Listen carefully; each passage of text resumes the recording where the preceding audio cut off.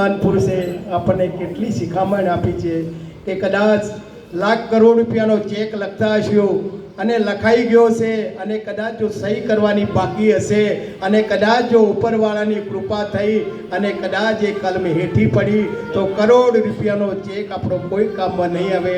તેમાં અબજો રૂપિયાની કિંમતનું આ માનવ શરીર છે, એમાં જે હંસલો બેઠો છે એ જ આ ચૈતન્ય સ્વરૂપે છે.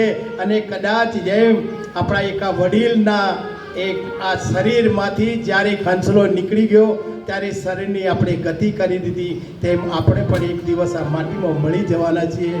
એટલે કહ્યું છે કે જો બને તો કોઈનું સારું કરજો, બને તો કોઈનામાં સારામાં ઓગળી કરજો, બાકી મહેરબાની કરીને કોઈને નડતા નહીં, નતર ઉપરવાળાને બી જવાબ આપણને આપવો પડશે. એટલે પરમાત્માએ આપણને આ ભજનો દ્વારા આપણને બહુ બહુ ચૂક્યું છે. આવો શૈલેષભાઈ.